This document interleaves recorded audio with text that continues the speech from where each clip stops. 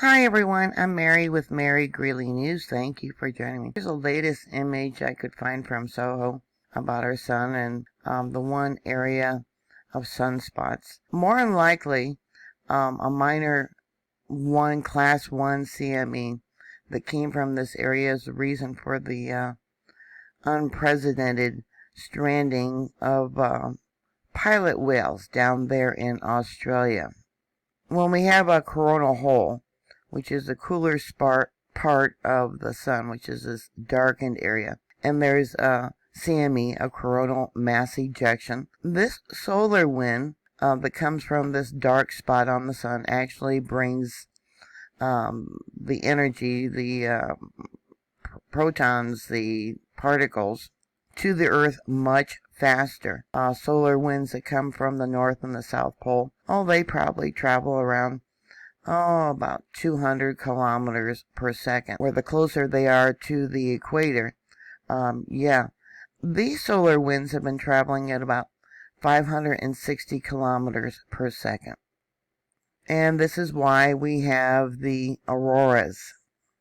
Last Monday, over 270 whales were discovered there in Australia, and then another 200 were discovered on another beach. Just about all of those whales died.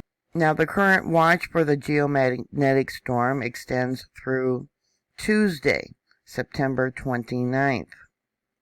And this might be important going back to whales and dolphins and other creatures that depend on the senses of the magnetic field for their travels. Here, this research paper talks about how whales are more likely to strand on days when there are more sunspots.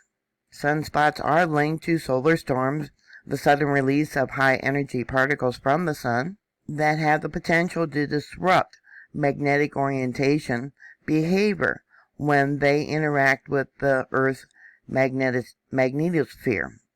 Scientists have found that solar storms pushing the magnetic field around is giving whales incorrect information about where they're at. Here we have an image from the 26th, yesterday, showing this coronal hole, and right next to it, the sunspot area that had already released one class 1 CME. And here it is today, and I'll step it up one right there so you can see the date. I don't know if it'll go another. No, it goes back to the beginning on the 21st, and I'll show you this. These are their interpretation.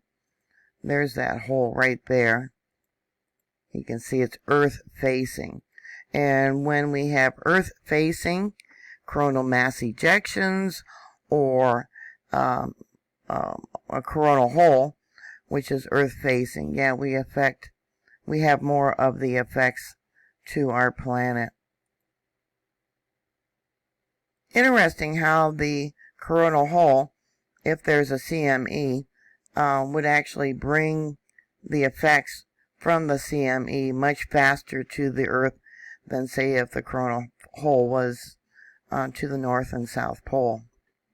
Many of you might be familiar with the Carrington event, which occurred back in the 1800s.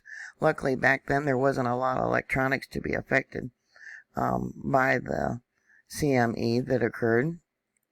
But we have had events in the past from smaller CMEs that took down power grids, affected radio, GPS, and other forms of communication. Reuters India had a video of the auroras that was seen over Finland. Evidently, they were also seen last night up over Canada and other parts of the northern hemisphere. And these auroras were also seen over the state of Washington, western area of Washington state. NOAA is predicting that between now and the 29th, we could have auroras as far as Wisconsin and Michigan. This here comes from NOAA from the 25th, the 26th, and the 27th for the KP index. And you can see we got 3 that have reached a level 5. Anyways, that's all I have for you right now. If any thoughts or comments or questions, please put it down below. Watch the skies, and I will talk to you later. God bless you. Bye.